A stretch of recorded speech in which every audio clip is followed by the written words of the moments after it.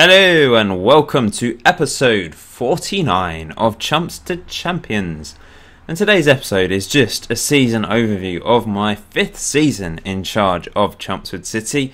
Episode 50 will be the start of my campaign in League 2, because if you've missed the last few episodes, you won't know that I have been promoted from the conference finally via the playoffs in the end with a penalty victory over Oxford after a 0-0 draw in the playoff final. Pretty boring game, but still, what an achievement to actually finally get promoted. I'm so pleased because it's been a real battle. It really has been a real battle, and we've successfully got promoted to League 2. However, the biggest news, I think, even bigger than getting promoted, although they go hand in hand really, is we've turned professional.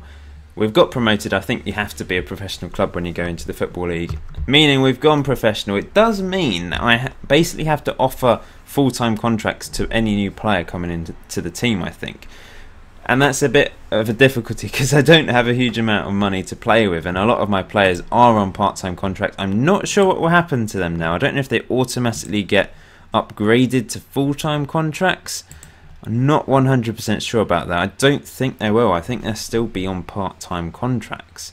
We'll see, because I will be continuing in a few days and finding out in this episode as to what's going on. Because in this episode, I'm also going to be doing a Where Are They Now sort of episode, whereby I'm going to look at my old players that have featured in the last 5 seasons and see where they are now. But first of all, we'll just have a season overview, like I said. We'll look at the team, we'll look at how we performed in relation to other teams in the division, then look at players that I will be letting go and players that I want to try and get in, or positions that I think I need to strengthen anyway. So in regards to the team and how they did this season, this is everyone's attributes, everyone's stats, sorry. You can see most appearances was Tom Lovelock, our goalkeeper, who really did have a very good season, to be fair to him, with a 7.02 average rating.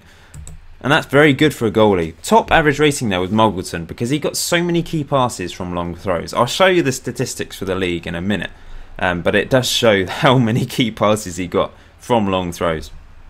Next up was Jack Holland, had a very good season. JB was also very good despite missing a long period with an injury. Capitani, very good season, 15 goals for him, and he was actually second top scorer behind Ryan Bird, who got 18 goals, but Capitani really got a lot of assists as well. If we just look at assists, drag them in and see how the players got on, you can see most assists was in fact JB with 15 and then Capitani with 14 from that left wing. And Kate had a very good first season as well. 10 goals, 10 assists, 7.04 average rating. Looking like a good signing for me. He's only 20, remember, from Estonia, and I think he can turn into a pretty solid League 2 player for me, hopefully this coming season. So, in regards to players that I should be letting go, players that I should be bringing in, I don't know. It's difficult to know this. I'll show you the contracts that have already expired. Monell, Montgomery, Pigden, all 3 of them are on players you pay contracts effectively, non-contracts. So Montgomery I will be letting go. Yeah, I will be letting him go because he's not good enough. In fact, I'm going to release him now, just before I forget. So he's going. He didn't really do anything this season. Probably we'll be keeping Manel and Pigden on non-contracts for the time being. I assume I can keep them on non-contracts when going up to League 2. We'll find out. I've forgotten all the sort of logistics behind that sort of thing, because the last time I went up to League 2 with a non-professional club was in fact Chumps back on FM11. So I can't remember what happens really. In terms of other players, I'll be letting Sutton go because he's not good enough, but he's actually retiring anyway, so that's been taken out of my hands. Ross Jenkins will be going. He's not good enough for the team. Girdlestone's already agreed to go to a different club, Altrincham. He's been with me 5 seasons, been a good servant for the club, but this season just was not... He's surplus to requirements. Greg Purvis, youngish keeper. I mean, he's a decent backup. He looks okay, but I don't know. We'll see. I might give him a new contract. I've not got many days to decide on that. Harrison Bennett and Popper I will be letting go. Ndongla I'm going to let go. Gannon I'm going to let go. Paul Murphy's going back to his team. Ian Reese and the rest of the players are all have another year on their contract, including me. I had another year on my contract, so I'm staying as well. Although I think I've signed a new one anyway. Slightly better deal, I think, extended, so that's fine. We'll look at my profile in a minute as well. But the rest of the team, they're pretty strong. I think they're going to be good enough just about for League 2. Well, we shall see. It's going to be a struggle. It really is going to be a struggle, because we weren't expected to go up. We were expected to be relegated again, and to actually go up is quite remarkable, really. Let's just look at some of the statistics. Player statistics wise, top scorer was O'Dowda for Oxford. Unbelievable season for him. Wanted to have a look at signing him, but he's actually worth 115k. He's got a year on his contract as well, so no chance of getting him. Then there was the thought of getting Andrew Williams from Oxford, because he's running out. His deal's running out in the summer, but he wants way too much money and doesn't want to talk to me anymore. That's the problem. Now I'm a professional club. I have to be giving them professional deals, these players, and it's so much money. I've only got 13.5k to spend on wages. I think I've got 5k remaining, but a lot of these players are demanding £1,000 or more a week, and I'm used to paying £300, £400, £500 a week. So yeah, it's a massive contrast. And then I thought the same with Symington as well, because his deal's running out, but he wants 3.1k a week. What the hell? The most I can offer is 1.3k a week now that I'm a professional club. You know, there's no chance with certain players I'm going to be able to sign. So it's going to be a real battle in League 2 as well. Despite the fact that I've become professional, I've got more money, but the players now know I'm professional and they're wanting more money. It's really a pain. So as you can see here, we did feature heavily on the list of statistics. We had 2 players on the assist, JB and Capitani. Player of the match, Muggleton was joint second. Yellow cards, we got far too many of them. Clean sheets, Tom Lovelock ended up with the most clean sheets this season. And key passes, Muggleton with 213. He's doing a Reece McCabe impression there. Ian Reece and Joe Allen also on there, despite, he wasn't a regular in the team. Well, he was a regular in the team, but he didn't play every game. He played a lot of games, but to be third on that list is very impressive. And Reece as well, second, very impressive season from midfielder him. Key tackles, Elsdon and Holland on there. Elsdon was really good this season. It was a shame that he missed the playoff final, but he should be a good player in League 2 alongside Jack Holland. I think that's a decent partnership. They kept a lot of clean sheets for me and kept goals to a minimum this season. Okay, so I'm going to whiz up and down the divisions to see the other tables, because out of interest, just interested to see who's been promoted and relegated. So promoted from the Conference North, Southport and Tamworth. Witton, Stamford and Solihull Moors getting relegated. Conference South was won by Forest Green. Margate going up via the playoffs as well. AFC Hornchurch, Canvey Island and Eastleigh relegated again. They went up to League 2 at one point and have really dropped off. That's 3 relegations in a row for them. I have no idea what's happened to them. But going up to the Football League isn't always a good thing. I'm guessing in their circumstances they become professional, spent a ton of money that they didn't really have, relegated and are in real trouble. So I have to be wise with my money. We'll have a look at the finances after this. So League 2, Plymouth, Luton, Blackpool and Stevenage going up, so I don't have to worry about those teams next season. Ebbsfleet and Crawley going down. Ebbsfleet just missing out, and they're a team that spent quite a bit of money as well. So the teams I'm going to have to worry about is all these ones you can see here, plus the 4 teams relegated from League 1, which is Coventry, Peterborough, Swindon and Chesterfield. That's going to be tough. In fact, Peterborough's my new... I've just realised I've got Peterborough. I've just signed up Peterborough as my parent club. And they've just been relegated, meaning that when I go up, when it's in a day's time, when it's officially the new season, that affiliation might be cancelled because I'm in the same division. Crap, I might have to get a new one straight away. Rotherham, Bristol City and Rochdale went up. I should have looked at that in more detail. I just thought Peterborough were a safe League 1 team. Complete noob I am. Well, we'll find out in a day's time as to the logistics of that. Wigan, Leicester, Watford promoted from the Championship. Portsmouth, Preston and Millwall relegated. And then the Premier League won by Man City, Everton, Reading and Hull City relegated there. Let's look at the cups. Let's just skip through all these under 18, under 21 stuff. FA Trophy won by FC Fylde against Alfreton. I won't be able to compete in that anymore, but I'll be able to compete in the League Cup now, which is great stuff. And the Johnston's Paint Trophy, of course. Wycombe won that against Tranmere.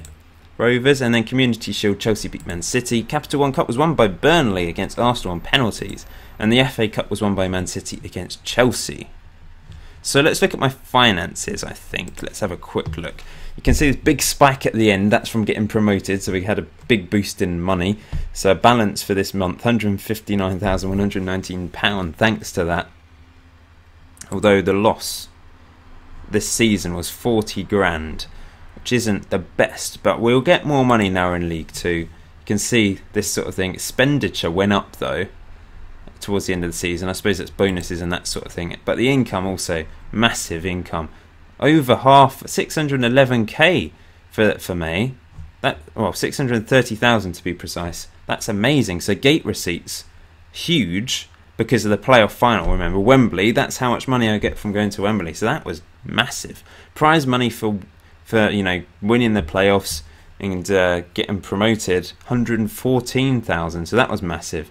TV revenue only £420 though, so that's pretty low considering that I would have thought it would be shown on Sky TV and that sort of thing, but we didn't get much money from that. Investments pretty good. Sponsorship, grants, oh, that's for our stadium, because obviously now in League 2 we need a bigger stadium yet again, because we don't meet the standards of that. So you can see what the board think of me at the moment. I'll show you. I can't remember how many people extra we're going to have in the new stadium. Well, not new stadium, expanded stadium. Here we go. Facilities. So currently it's 3,605, 1,093 seated, but it's been reduced by 395 at the moment. So planned expansion, 730 seats and 1,000 standing. So that's, well, we'll find out in November what the actual figure is, I guess. I'll let you know when we get to that point. I need to improve everything, but the club just don't really have enough money, and I have asked even since we had that massive boost in revenue. So I will continue to ask. We need to improve facilities, training, etc. Get more coaches in. If we're going to compete in League 2, we need to you know, spend money. But if we don't have it, then I might just have to struggle on and try and survive. Maybe have a good league and FA Cup run, get some money in. That's probably the only way I can push on. Although my tactic has been very good this season, so we have relied on this tactic that's worked very well with perhaps a slightly weaker team than other teams. It's helped, obviously, us get promoted. So I'm going to stick with this tactic, and maybe it's just something that will work well. We'll see.